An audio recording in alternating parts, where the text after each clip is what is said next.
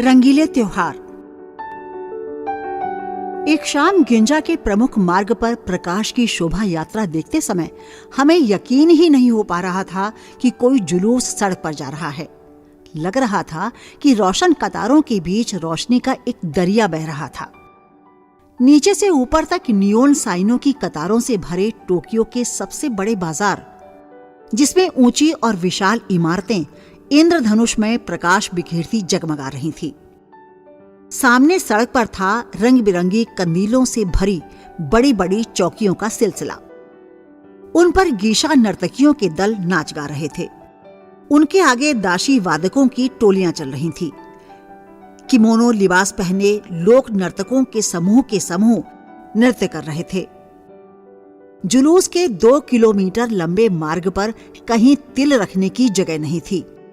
पटरियां तो दर्शकों से ठसाठस भरी ही थीं और उनके आगे कुर्सियां भी लगाई गई थीं, उन दर्शकों के लिए जो सारा नजारा बैठकर देखना चाहते थे। देखकर लगा कि दिवाली अपनी तरह से जापानी भी मनाते हैं। न सिर्फ दिवाली वरन और भी न जाने कितने त्योहार। आधुनिक जीवन की जटिलताओं के कारण त्योहारों के मनाने में काफी परिवर्तन आया है। फिर भी उत्सवधर्मिता, आस्था और विश्वास आम जापानी के हृदय में काफी हद तक अभी भी जड़ जमाए है। जापान में साल भर चलने वाले त्योहारों के सिलसिले की शुरुआत होती है। नव वर्ष के पहले दिवस से इस दिन बहुत सवेरे उठकर जापानी पुरुष स्त्रियां सबसे पहले मंदिरों में जाते हैं। पास ही किसी ऊंची पहाड़ी पर चढ़कर सबसे पहले उगते सूरज के सामने अपना सिर झुकाकर प्रार्थना करते हैं कि नया वर्ष उनके जीवन में हंसी खुशी लेकर आए। नव वर्ष के प्रारंभिक 10 दिन जापान भर में छुट्टियां होती हैं। पूरे जापान भर के मंदिरों में अर्धरात्रि के समय 108 बार घंटा बजाया जाता है। परंपरागत विश्वास है कि मानव मन में 108 वासनाएं हमेशा निवास करती हैं और हर घंटे की ध्वनि के साथ एक वासना मानव मन से बाहर निकलती है। उनका सोचना है कि बुराइयों के स्थान पर अच्छाइयां उनके मन में प्रवेश कर रही हैं। भारत में भी 108 संख्या हिंदू धर्म में विशेष धार्मिक महत्व की मानी जाती है। नव वर्ष पर प्रवेश के द्वार पर देवदार की हरी टहनियां बांधी जाती हैं ताकि घर परिवार का अमंगल हरण होता रहे। कहते हैं एक बार एक असुर ने देवताओं के प्रिय देव दाईकोकू को बांधकर ले जाने की योजना बनाई। अर्धरात्रि के पहर जब असुर दबे पांव सोते हुए देवता को उठाने के लिए आया तो न जाने कैसे दाईकोकू की आंखें खुल गईं। दाईकोकू ने पेड़ की टहनी से असुर को मार भगाया और उसका तब तक पीछा किया जब तक वह नरक नहीं पहुंच गया। उसी समय से नववर्ष पर जापानी घरों में देवदार की हरी टहनियां घर के द्वार पर बांधी जाती हैं। जापान के ग्रामीण क्षेत्रों में यद्यपि नया वर्ष अब भी कुछ दिन बाद पड़ने वाली बसंत की पूर्णिमा से, जो हमारे यहाँ फागुन की पूर्णिमा होती है, मनाया जाता है, किंतु नगरों और आधुनिक परिवारों में अब नववर्ष 1 जनवरी को मनाया जाता है। कितना सामंजस्य है भारतीय परंपरा से। नववर्ष दिवस पर देश में राष्ट्रीय अवकाश होता है। लोग एक दूसरे को तोहफे देते हैं। ग्रीटिंग कार्ड और पुष्प गुच्छों के साथ शुभकामनाएं साझा की जाती हैं। भारत में होली पर हास्य व्यंग्य के गीत गाए जाते हैं। उसी तरह जापान में भी नए वर्ष पर हास्य गीतों और नृत्य के आयोजन किए जाते हैं। चौराहों पर खासी भीड़ रहती है। लोग मुखौटे लगाकर खुशी के संसार में डूब जाते हैं। कुछ मुखौटे पहनते हैं, कुछ चेहरे पर तरह तरह के रंग पोतकर, बालों को अलग अलग पक्षियों के रंगों में रंगकर छोटे बड़े उद्यानों में जाकर नाच गाकर लोगों को आकर्षित करते हैं। इस दिन सम्राट, शांति, समृद्धि और अच्छी फसल के लिए धरती, आकाश, ग्रह, नक्षत्रों और पर्वतों को अर्घ्य देकर उनकी पूजा करते हैं। इसे शिहो हई या दिशाओं की पूजा कहा जाता है। कानागावा में कामाकुरा, तत्सुरुगाओका तथा हाचिमा मंदिरों से चौकियां निकलती हैं और घुड़सवार योद्धाओं के लक्ष्य भेद के खेल भी होते हैं। जापानी कैलेंडर के अनुसार नया वर्ष फरवरी में शुरू होता है। इस समय साकुरा की कलियां चटक कर फूलों का रूप धारण करने जा रही होती हैं। खिलखिलाते फूलों का सागर चारों ओर उमड़ पड़ता है। मार्च, अप्रैल और मई के समय में जापान की धरती मानो अपने पुराने वस्त्रों का त्याग करके नई हरितिमा धारण करती है। लगभग 20 दिनों के अंतराल में साकुरा के फूल झड़ जाते हैं। जापान के प्राण साकुरा के फूल गुलाबी, हल्का सफेद, हल्की पीली रंगत लिए हवा के तेज झोंकों और बयार के कारण धरती पर बिछ जाते हैं सफेद चादर के रूप में। छोटी छोटी नई पत्तियां फूटने लगती हैं। अप्रैल में शुरू हुआ ये सिलसिला मई में तब थमता है जब तक वृक्ष हरे और अत्यंत सघन नहीं हो जाते। जापानी लोगों को तो बस एक बहाना चाहिए उत्सव का, और प्रकृति के इस सुंदर उपहार और बहुप्रतीक्षित अवसर को वे कैसे छोड़ सकते हैं। हाना मात्सुरी नाम से पूरे जापान में पुष्पोत्सव का आयोजन होता है, जिसमें फूल बिखेरते जापानी बच्चे कागज के बने हाथियों को खींचते हुए जुलूस निकालते हैं। जुलूस के पीछे बड़े लोग चलते हैं। सारा जापान साकुरा की शोभा देखने उमड़ पड़ता है। वे साकुरा वृक्षों के नीचे बैठते हैं और अपने प्रियजनों के साथ पिकनिक मनाते हैं। जगह जगह मंदिरों में हाना मात्सुरे का आयोजन होता है। क्योतो के निवासी बड़े सवेरे यासाका मंदिर जाकर वहां से पवित्र अग्नि लाते हैं और उसे अपने घर में जलाकर उससे वर्ष का पहला भोजन बनाते हैं। उनका विश्वास है कि ऐसा करने से पूरे साल कोई बीमारी घर के दरवाजे पर नहीं फटकेगी। कोबे के नगाता मंदिर में इस दिन एक बड़ा मेला लगता है। नववर्ष का राष्ट्रीय अवकाश 10 जनवरी तक चलता है। नए वर्ष का उत्सव पूरे सप्ताह भर चलता है। मंदिरों और परिवारों में शांति और समृद्धि के लिए प्रार्थनाएं होती हैं। सप्ताह का समापन 7 जनवरी को देश भर में सप्त वनस्पति दिवस के आयोजन और यानेजू में और महामारी के प्रतीक अजदहा के वध से होता है। वनस्पतियों के प्रति आभार प्रदर्शन के पर्व का नाम है शिननो मात्सुरी। कहते हैं कि एक बार देश में हैजा फैला। उस समय शेर की हड्डियों से दवा बनाई गई। तब से अब तक 22-23 नवंबर को हर वर्ष इस देवता की आराधना की जाती है। पेपर मैशी से बने 2000 शेरों के सिर मित्र संबंधियों में बांटे जाते हैं। दूसरे सप्ताह में 11 से 15 जनवरी तक धान का खेत पंचदिवसीय पर्व चलता है। अच्छी फसल की कामना में किसानों और ग्रामीणों के परिवार स्थानीय मंदिर में एकत्र होते हैं और नवांकुरित धान देवता को चढ़ाते हैं। टोक्यो के सुआ मंदिर में 13 जनवरी को धान के देवता तोनोकामी की पूजा होती है। ढोल, मंजीरे, बांसुरी, शंख और घड़ियालों की धुनों के बीच बसंत की फसल के देवता की पूजा सिंह नृत्य के साथ होती है। पूजा का चरमोत्कर्ष चीड़ वृक्ष के दहन से होता है। उत्तर भारत में इसी दिन लोहड़ी का त्योहार होता है, जिसमें अग्नि प्रज्वलित कर शीत के लौट जाने का इशारा किया जाता है।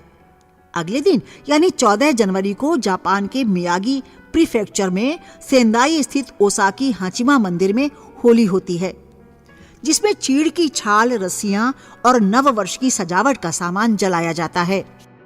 अग्नि के इन उत्सवों के उपरांत जापान में बहुत दिनों तक बर्फ जमी रहती है। जनवरी और फरवरी में कई जगह हिमोत्सव मनाए जाते हैं।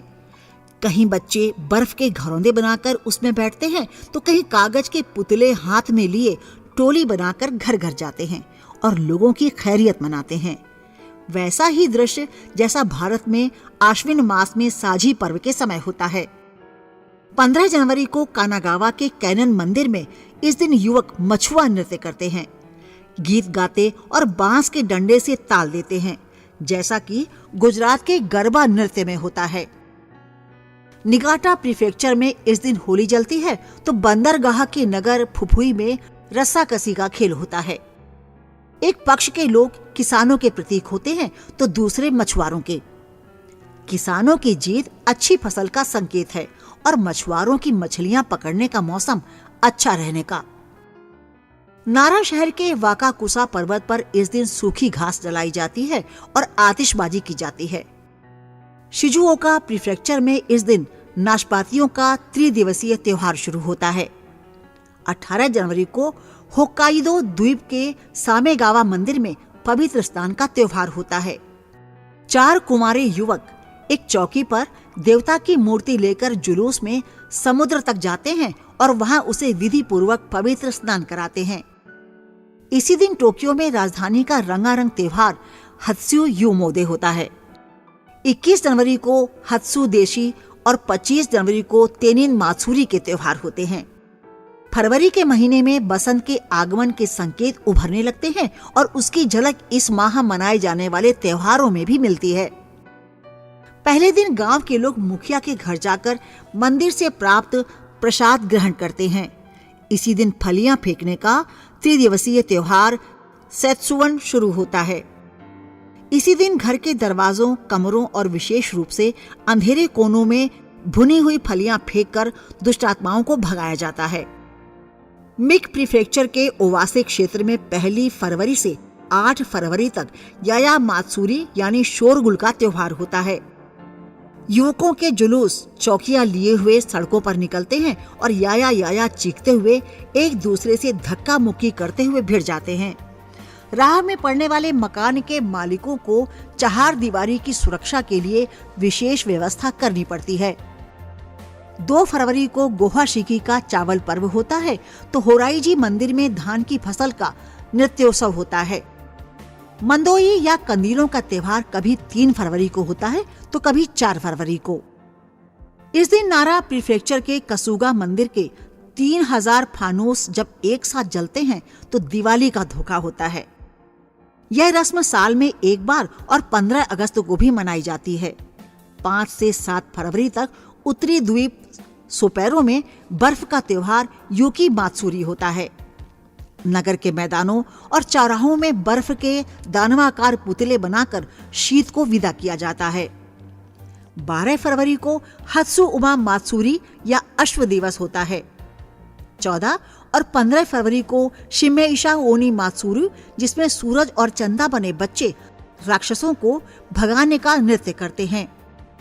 फरवरी में ही 15 को ओमागारी त्सुना हिकी लोरियोई, 15 से 17 तक कामाकुरी मात्सुरी और तोकमाची युकी मात्सुरी, 17 को वोंदेन मात्सुरी और 17 से 20 तक एम्बुरी के पर्व पड़ते हैं। माह के तीसरे शनिवार को इयो मात्सुरी का त्योहार मनाया जाता है।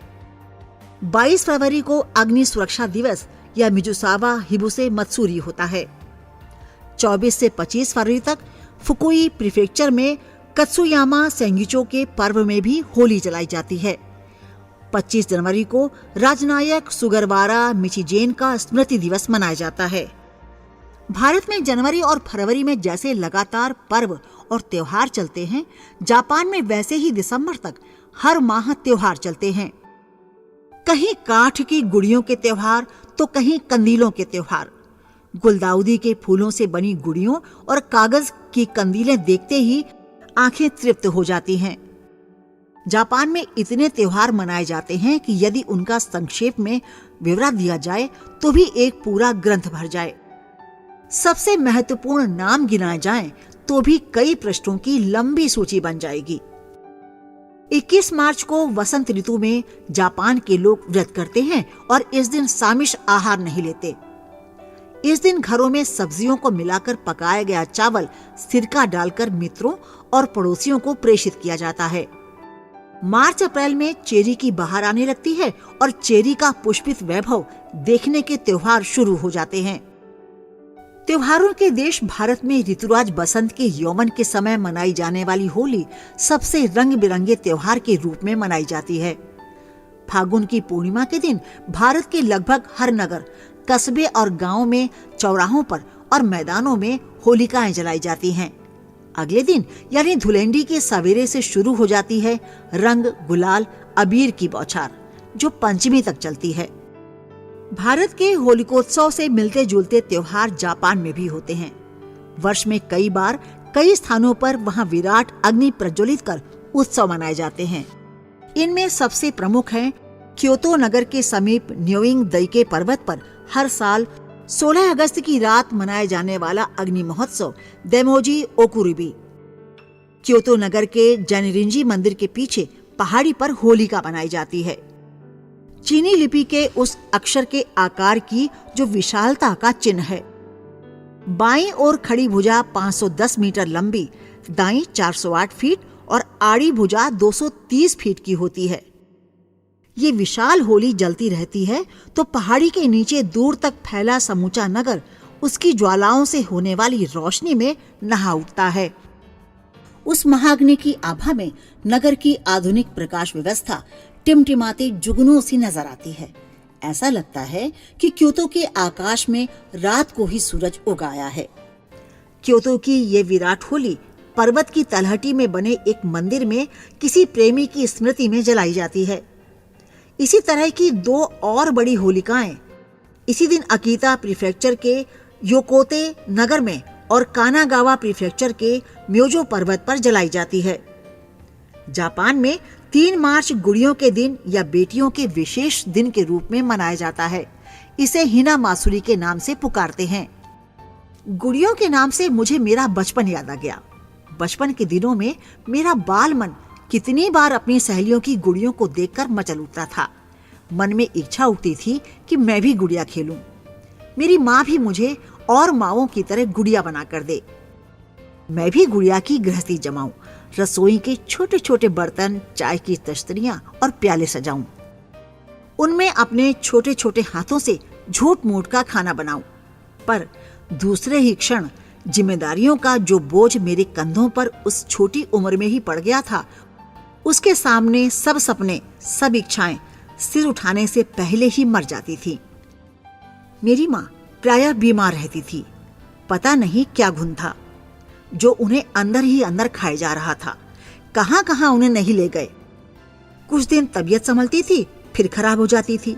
बाद में पता चला कि उन्हें टीबी हो गई थी। 4 भाई, सब छोटे थे। सिर्फ 2 बड़े भाई थे, इसलिए माँ को तो मुझे ही संभालना था। कहाँ की गुड़िया और कहाँ के बच्चों के खेल। बाद में जब बड़ी हुई और बीए कक्षा में पहुंची, तब बचपन के उस सपने को मूर्त रूप दिया।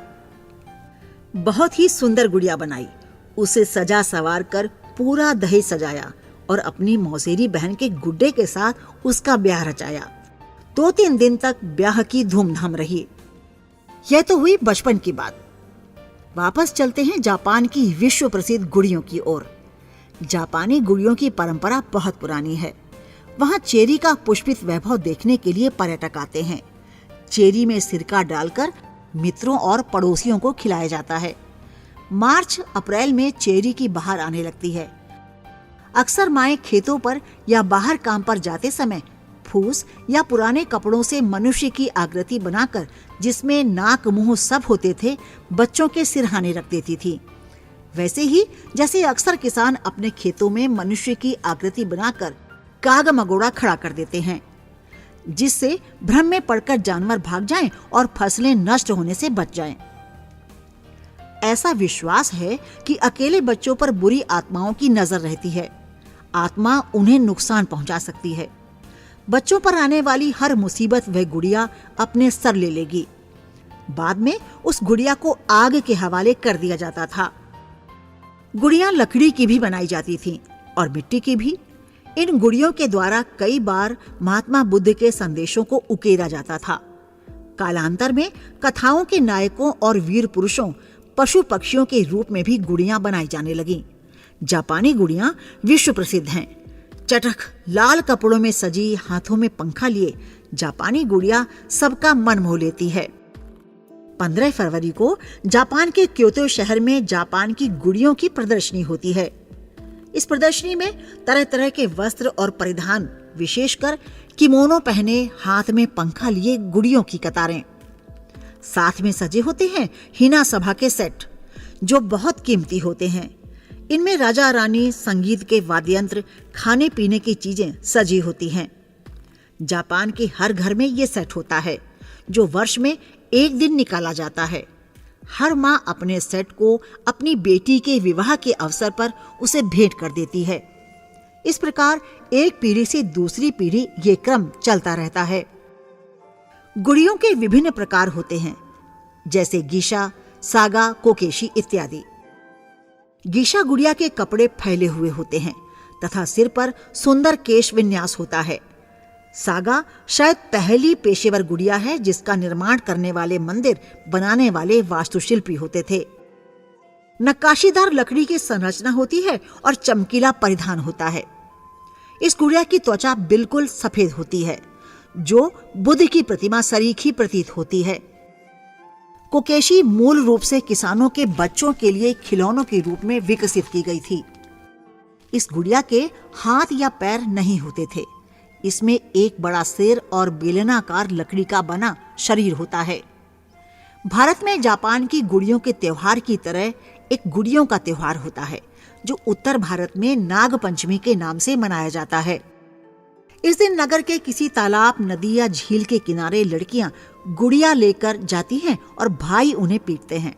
शायद यह उस समाज की परंपरा को दर्शाता है जहां लड़कों का वर्चस्व होता है और लड़कियां परिवार में दबा कर रखी जाती हैं। जापानी गुड़िया के हाथों में जो पंखा होता है उसे उचिवा आगी कहते हैं। हर उत्सव, त्योहार और पर्व पर आपस में पंखे भेंट स्वरूप देते हैं। ये पंखे हाथों में पकड़कर हवा देने के काम आते हैं। किमोनो पहने जापानी युवती जब बड़ी नजाकत से चलती है तब उसकी अदा देखते ही बनती है। इसी प्रकार छाता भी जापानी संस्कृति का एक विशेष अंग है।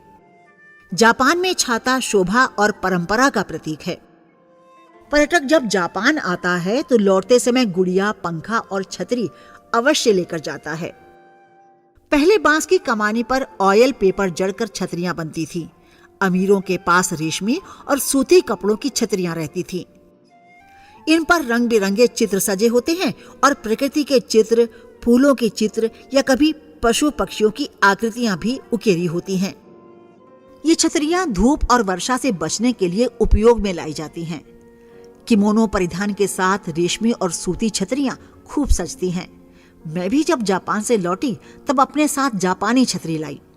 भारत आकर उसे मैंने अपने ड्राइंग रूम में सजा दिया। बहुत वर्षों तक हमारे घर में आकर्षण का केंद्र बनी रही ये छतरी। वर्तमान में प्लास्टिक, रबर तथा फाइबर ग्लास आदि से बने पंखे बनाए जा रहे हैं। संस्कृति दिवस के दिन 3 से 5 वर्ष के बच्चे किमोनो पहन माता पिता की उंगली थामे उपासना गृहों में जाते दिखाई देते हैं। साहित्य प्रतियोगिताएं भी होती हैं। बाजारों में जब तिल धरने भर की जगह ना मिले तो समझ लीजिए आज संस्कृति दिवस है। अपने आप को दुनिया से अलग थलग रखकर भले ही आज जापान वासी 60वीं मंजिल वाले बियर गार्डन में मदिरा पान कर ले, सागर की लहरों को वायु गति से चीर ले, चट्टानों की छाती से दूध निकाल ले, कंप्यूटर कार में बैठकर कहीं भी पहुंच जाए, पर संस्कृति दिवस पर नतमस्तक हो वे प्रार्थनाओं के संसार में अवश्य पहुंच जाते हैं। जापान में पतंगों का त्योहार वैसे ही मनाया जाता है जैसे भारत में मकर संक्रांति। वहां झांकियां और रथ यात्राएं भी निकाली जाती हैं और आतिशबाजी की जाती है। केरल के ओणम त्योहार की तरह यहाँ नौका दौड़ प्रतियोगिताएं भी आयोजित की जाती हैं। अंतर है तो केवल तिथियों या सांस्कृतिक उपादानों के आधार का। जापान में पर्वों का ऋतुओं के साथ घनिष्ठ संबंध है। अक्टूबर के महीने में जब भारत में दशहरा और दिवाली मनाई जाती है, तब जापान में भी नाना प्रकार के त्योहार मनाए जाते हैं। मंदिरों का त्योहार, देवता को भोग लगाने का त्योहार, चावल का त्योहार, हिरणों के सींग काटने का त्योहार, वरुण देवता का त्योहार, बंदरगाह खुलने की याद में त्योहार, झगड़े सुलझाने का त्योहार। मायने ये कि हर तरफ मेले, जुलूस और धूमधाम का माहौल बना रहता है। नवंबर का प्रथम सप्ताह रजत सप्ताह के रूप में मनाया जाता है। मई का प्रथम सप्ताह स्वर्णिम सप्ताह कहलाता है। यूं तो जापान फूलों, फलों और गुड़ियों का देश है, लेकिन इस सप्ताह विशेष में उच्च कोटि की पुस्तकों पर बसों, रेलगाड़ियों, प्लेटफार्मों, प्रतीक्षालयों, अस्पतालों में मनन चिंतन किया जाता है। सप्ताह भर रोगियों तक को पुस्तकें भेंट में दी जाती हैं और वे उन्हें पढ़ते भी हैं। साल के 365 दिनों में 355 उल्लेखनीय त्योहारों की समृद्ध परंपरा दर्शाती है कि उत्सव धर्मिता जापानी जीवन का अनिवार्य अंग है। सूक्ष्म दृष्टि से देखें तो लगता है कि जापानी लोग अपनी जीवन यात्रा को आनंदोत्सव का एक सुदीर्घ सत्र जैसा मानकर चलते हैं और यही मानसिकता उन्हें प्रदान करती है जिंदा दिली, हाजिर जवाबी, हद दर्जे की नजाकत, शिष्टता, धैर्य, उत्साह, स्फूर्ति, लगन और वह सम्मोहक मुस्कान जो जापानियों की विशेषता है। यही गुण और तत्व है जो जापान की सफलता का राज है।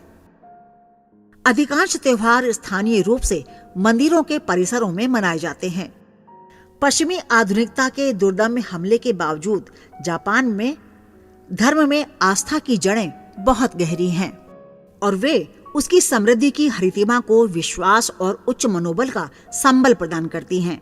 वहाँ चप्पे चप्पे पर मंदिर हैं और इन मंदिरों में लगने वाले मेले और उत्सवों द्वारा जापान की उत्सव धर्मिता और जिजीविषा का आभास होता है।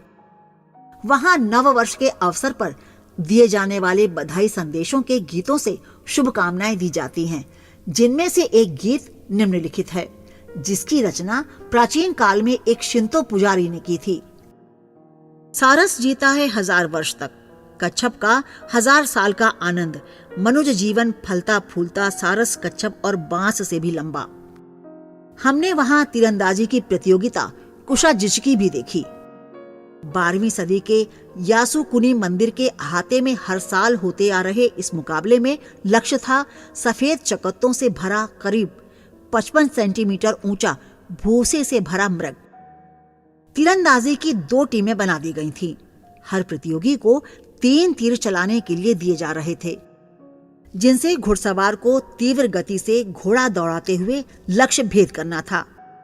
उसी दिन शाम को अनाहेइमन मंदिर में हुई थी घुड़सवार तीरंदाजी की प्रतियोगिता। इसमें दौड़ते हुए घोड़े पर सवार होकर तीर से लक्ष्य भेदना था। 15 से 17 जून तक नागासाकी में केरल की तरह नौकाओं की दौड़ होती है। 2 जुलाई को फूजी पर्वत का त्योहार होता है।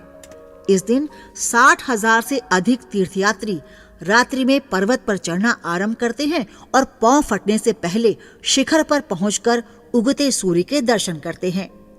31 जुलाई और 13 अगस्त को वहां मारपीट और हुड़दंग के त्योहार होते हैं और हर साल 6 अगस्त को हिरोशिमा में परमाणु बम गिरने की स्मृति में शांति पर्व मनाया जाता है। जापान में जिस तरह त्योहारों के प्रयोजन भारत से काफी मिलते जुलते हैं, वैसे ही इन त्योहारों को मनाने के तौर तरीकों में भी अद्भुत समानता है। वैसे ही भजन कीर्तन, धार्मिक पूजाएं, धार्मिक स्नान, शोभा यात्राएं, आतिशबाजी, झांकियां और रथ यात्राएं, और हर त्योहार पर उसका अपना सुस्वाद विशिष्ट भोजन। कुछ नहीं छोड़ा है जापानियों ने अपनी सभ्यता और संस्कृति में ऐसा जिसे उन्होंने अपनी उत्सव धर्मिता के फलस्वरूप त्योहार के रूप में न बदला हो। यहाँ बुद्ध और अन्य महापुरुषों की स्मृति में त्योहार हैं। अदरक और नाशपाती जैसी वनस्पतियों के त्योहार हैं, बुनकरों के त्योहार हैं, कारीगरों के त्योहार हैं, बंदरगाह शुरू होने की वर्षगांठ के त्योहार हैं, तो विदेशी व्यापार के त्योहार भी हैं। परंपरागत रूप से सुमो को जापान का राष्ट्रीय खेल माना जाता है। यह थुलथुल मोटे और पहलवानों द्वारा लड़ी जाने वाली विशेष प्रकार की कुश्ती होती है। ये जापान में एक लोकप्रिय खेल है। जूडो जैसे मार्शल आर्ट, कराटे आदि अधिक व्यापक रूप से प्रचलित हैं और देश में दर्शक बड़ी मात्रा में इन खेलों का आनंद उठाते हैं। मान्यता है कि भारतीय बौद्धों ने यात्रा के दौरान लुटेरों से अपने जीवन की रक्षा हेतु जूडो कराटे का आविष्कार तथा प्रयोग किया था। मेइजी पुनरुद्धार के बाद जापान में कई पश्चिमी खेलों को भी शुरू किया गया और शिक्षा प्रणाली के माध्यम से उनका विस्तार हुआ है। जापान के अधिकांश लोग जापानी बोलते हैं। लेखन प्रणाली कांजी, चीनी अक्षर और काना के 2 सेट के रूप में प्रयुक्त होती है। काना के 2 प्रकार हैं, हिरागाना और काताकाना। अधिकांश सार्वजनिक और निजी स्कूलों के छात्र जापानी और अंग्रेजी दोनों भाषाओं में अपने पाठ्यक्रमों को लेते हैं। आज भारत में प्रकाशित होने वाले लगभग सभी समाचार पत्रों एवं पत्रिकाओं में सुडोकू नियमित स्तंभ के रूप में प्रकाशित होता है।